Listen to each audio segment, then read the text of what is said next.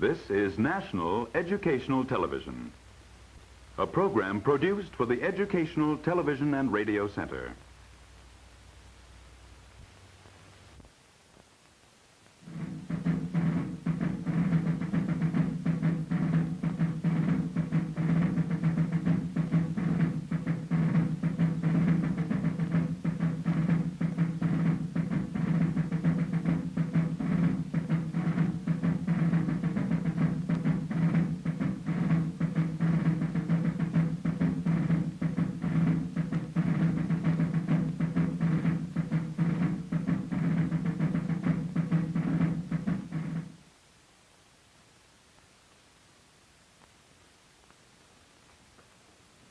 The time is early July 1776.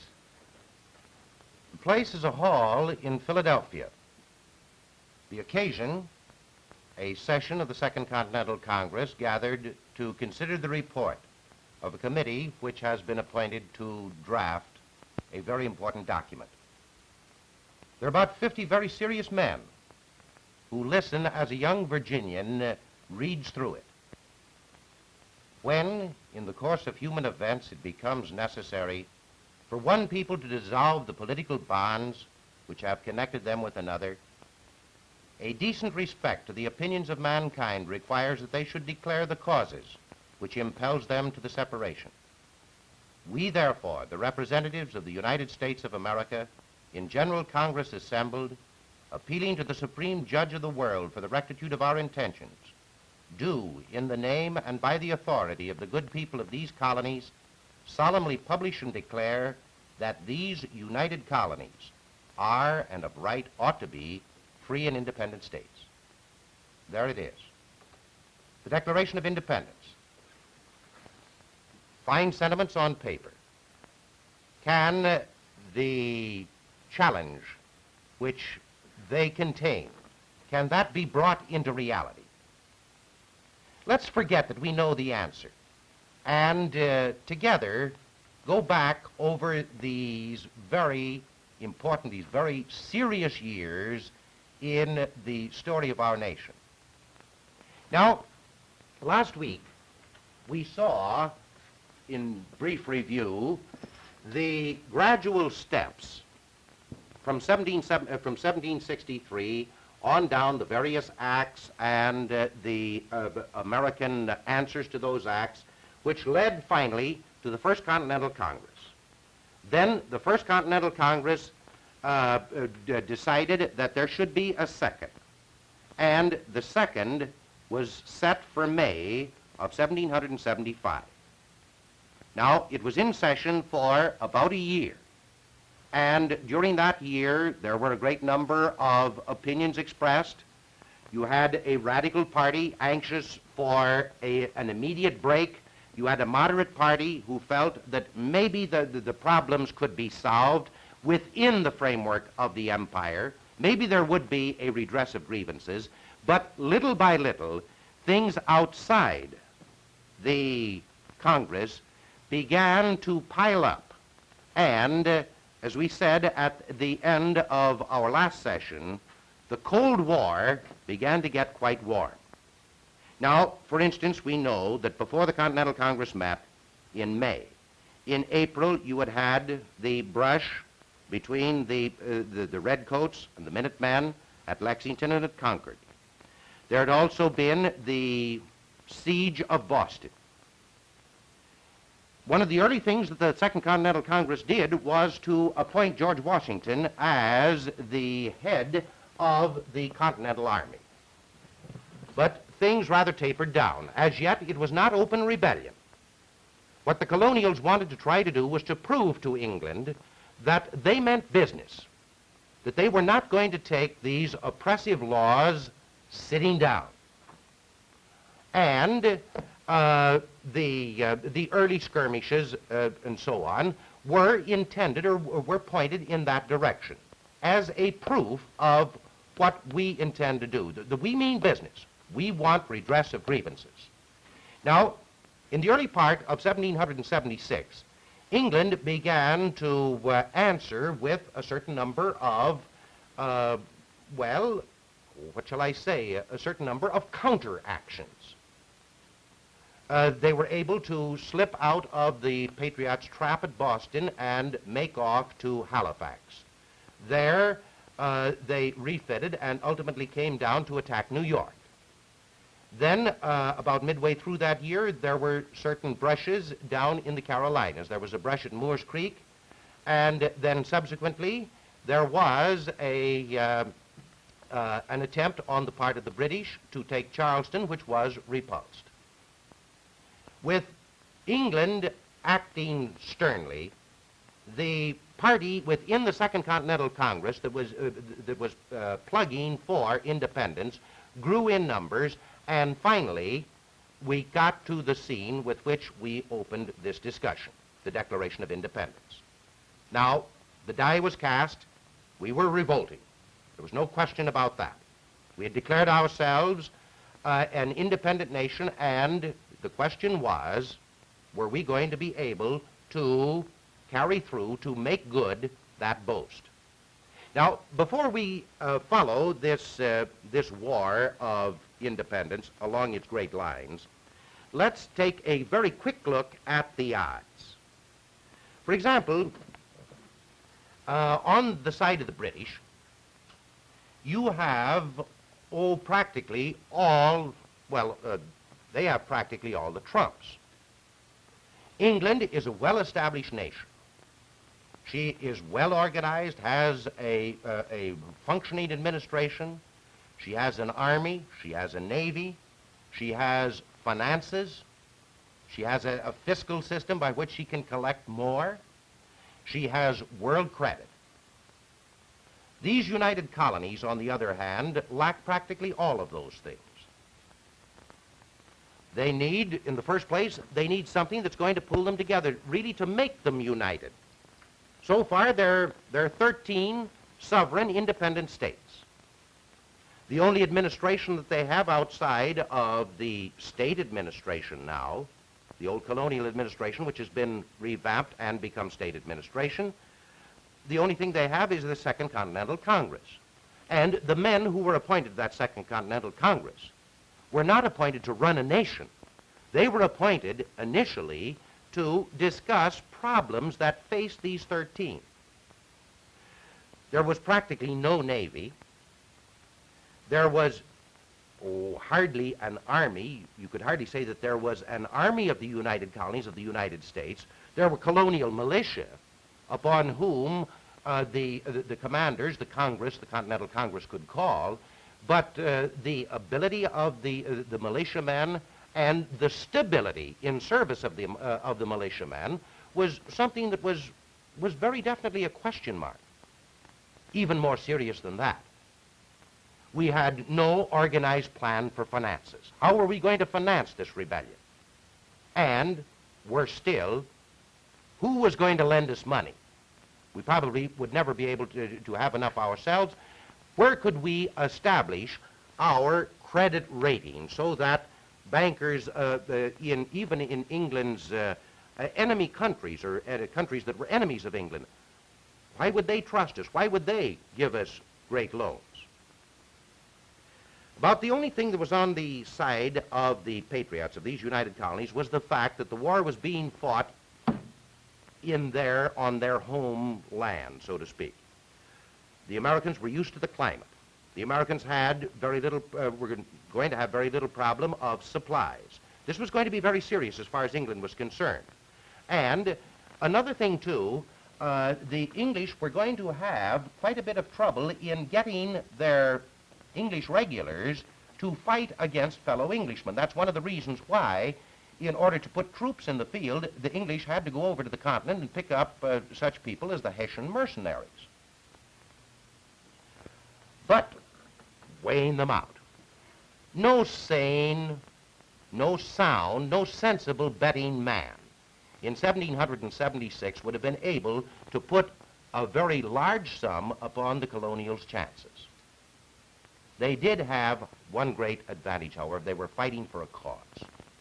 And they had some rather excellent leadership and some very ingenious individuals who tried to supply and supplant certain of these basic lacks, tried to even out the odds. Now, during the rest of the latter part of 1776 and 1777, the Americans found themselves outmanned and outmaneuvered. Possibly the only reason that they were not completely beaten is due to the courage and to the ability of George Washington. But the litany, so to speak, of Brooklyn Heights, of Trenton, of Princeton, of the winter at Morristown, Brandywine, and so on, these are, as you run down them, it's a sad page in American history. There's a bright spot here and there, sure. But the American chances did not look too good. And by the time that year, 77, comes to an end, the British are in control of two of the more important American cities, New York and Philadelphia. New England is still holding out against her.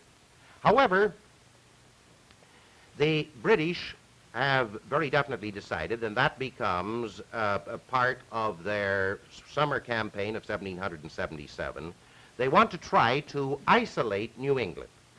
And in order to do that, see, they're in control of New York. They're in control down here.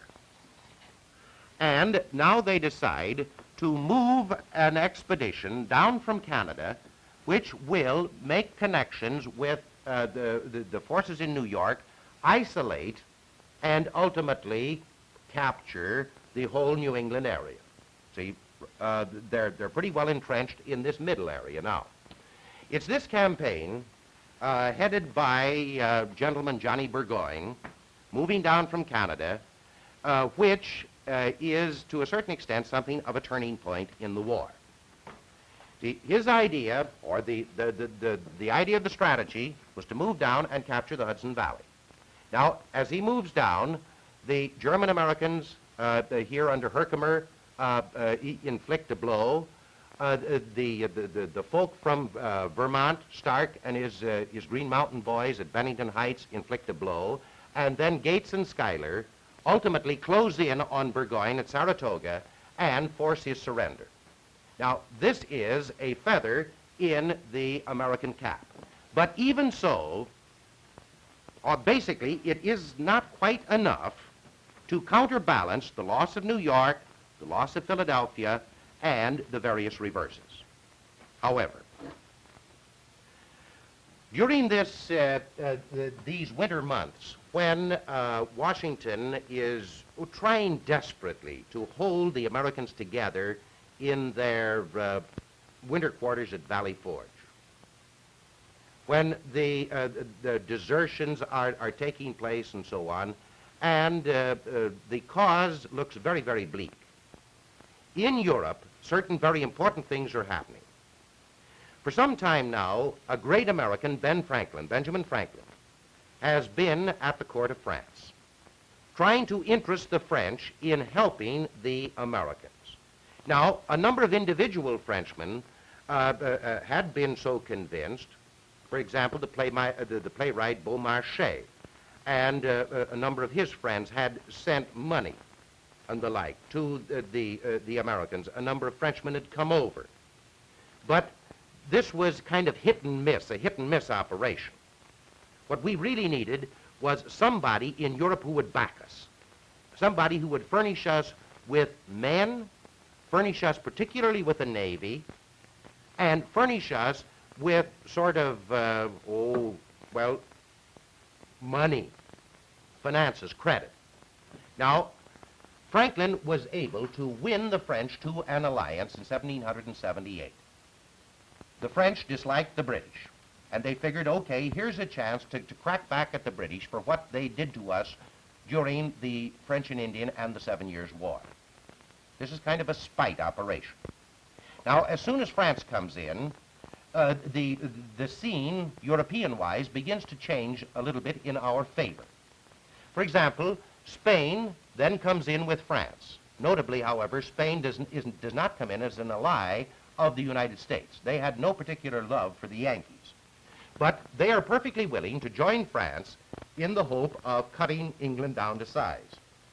Then certain other of England's rivals on the continent are perfectly willing to lend us money to cooperate, not necessarily in the form of belligerency, but to make it difficult to create a certain nuisance value against the British. Places like Holland, Portugal, Prussia, some of the Scandinavian countries and the like, the League of Armed Neutrality.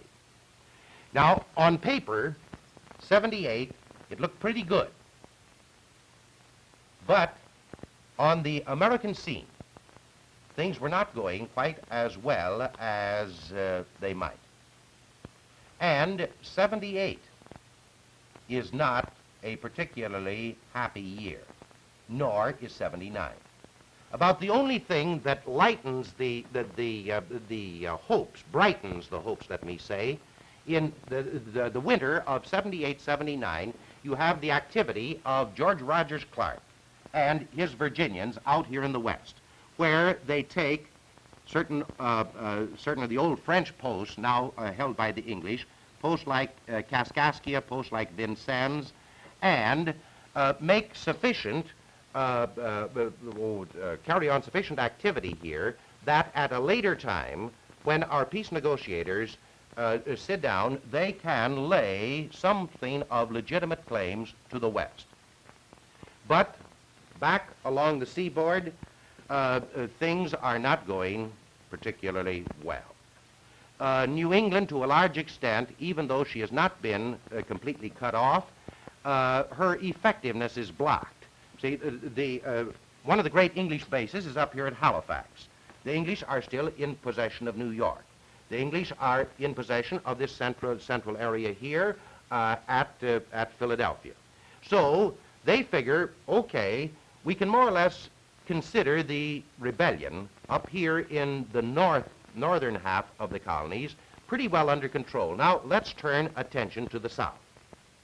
Now, in the South, they move in first on Georgia, and without too much trouble are able to hold Georgia.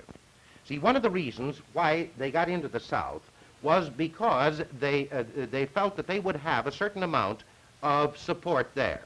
One thing that we must always remember is that during a good part of the Revolution, you had three different groups among the Americans. You had the Patriot group, which was by no means the majority. Maybe, let's say, roughly a third of the colonials were interested in this forceful break for independence. Then there was another portion, let's roughly say another third, who refused to go along and who remained loyal to England.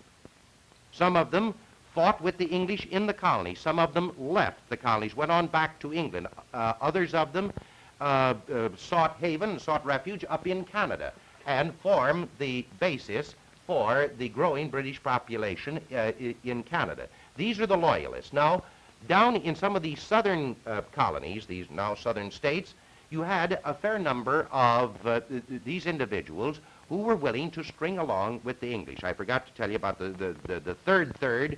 That's a group that's more or less neutral. Many of them were the recent arrivals.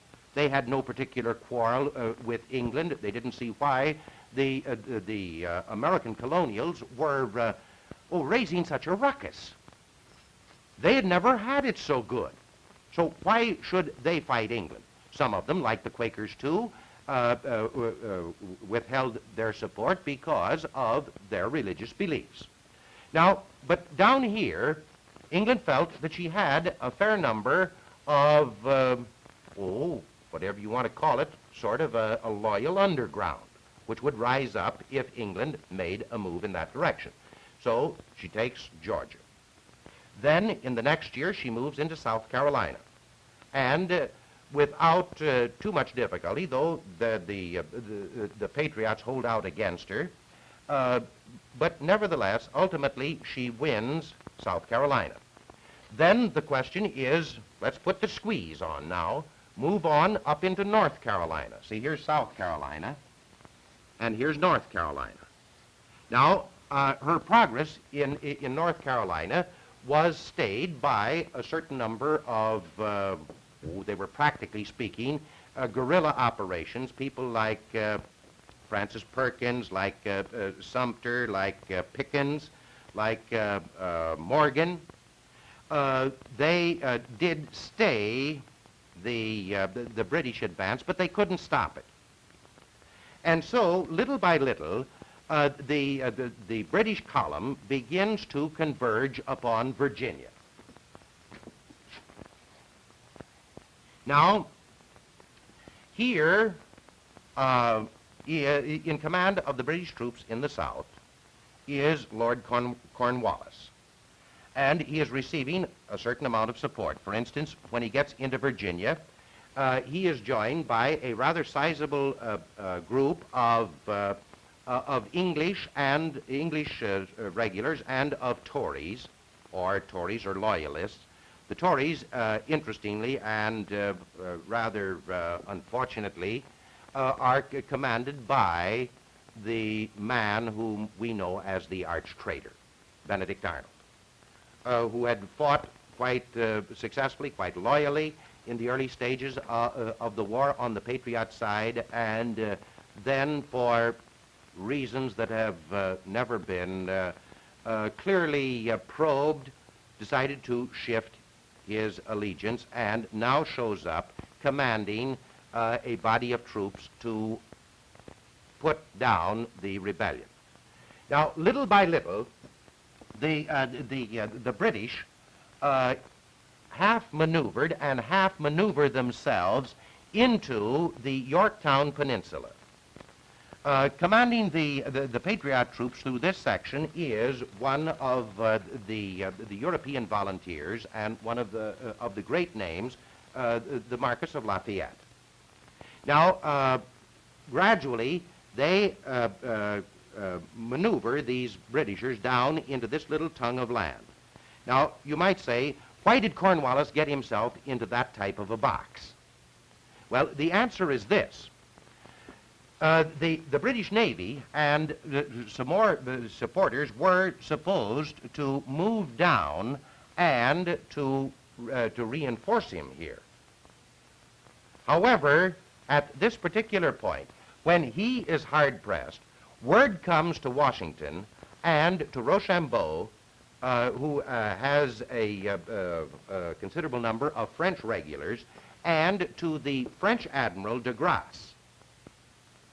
They pick up intelligence of the British plan, and Rochambeau and Washington move down here from the head of Chesapeake Bay to reinforce Lafayette. De Grasse sails up to prevent the reinforcement of Cornwallis and his group. They stand off the British squadron, and the Americans and the French combine and force Lafayette into this untenable position, and in October of 1781, he surrenders. Now, Yorktown, as far as the Americans are concerned, more or less closes hostilities. It's perfectly true that the British are still in possession of New York, and they will withdraw from there slowly. During a good part of the next year, the British fleet and the French fleet are, with the Spaniards cooperating, are sparring with one another down in the Caribbean. But as far as the military operation of the Revolution is concerned, that has come to an end with Yorktown. And in this year, in this next year of 1782, the Americans send their delegates to Paris to talk over terms of peace. Now, these terms of peace, the discussions go on almost endlessly. France does not show herself a particularly generous ally at this time. France is very interested at this particular point in getting as much out of the Americans as she can. And while she doesn't directly double-cross them, nevertheless, she is not particularly loyal.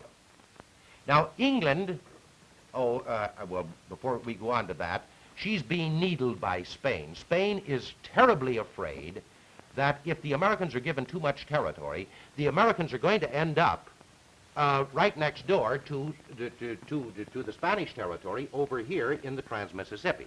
So they try to block large-scale concessions to the Americans, particularly try to block giving the Trans-Allegheny West to the Americans, which the British were more or less willing enough to do, at least sections of it. Finally, the English are quite disgusted with the delaying tactics of the French and the Spaniards, and they arrange a preliminary treaty with the American delegates, and that preliminary treaty in early 1783 becomes the basis for the Treaty of Paris of that year. Now, this Treaty of Paris of that year recognizes the successful fight which the colonies had carried on and recognizes the independence of the United States. So at this point, we can say now there is a USA, and the series is coming to, not its end, but coming close thereto. Now, as you are well aware, the literature on the Revolution is voluminous. There's a good deal of material, the memoirs and the writings and so on of the men who took part. And various angles have been studied. Let me suggest 4 of the late books, the late studies. In 1948, John C. Miller writes his Triumph of Freedom. It's the same author whose book we recalled to you last week, The Origins of the Revolution. It's a very interesting general study. Then, in 50, Willard Wallace writes The Appeal to Arms, and in that he stresses military history. I'm sorry I can't show it to you. I guess that probably some one of my students is working on a class assignment and has it out. But at any rate, Wallace is another modern study. Also along, or emphasizing the military side primarily, is this 2-volume work, first volume is here, of Christopher Ward, The War of the Revolution. Very excellently done. Then the last, or the most recent of the books, and one of the most delightful of all treatments, is The American Revolution by John Richard Alden. Now, this man wrote the book himself, no connection with Miles Standish or the like. So here we are. We've now got a USA. Little by little, the story has crystallized, and there is the first of a series of new nations in the Western Hemisphere, the United States of North America. It's a great story, and I'm sure that, at least I hope, let me put it that way, I hope that you've been stimulated to go beyond the few notes that we've been able to give you and to read more deeply. It'll well repay the time that you spent. Thank you.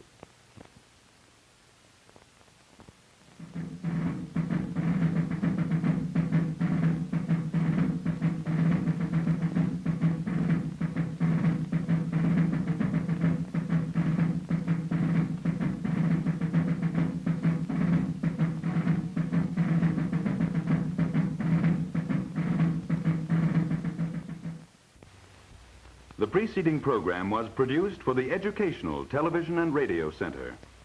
This is National Educational Television.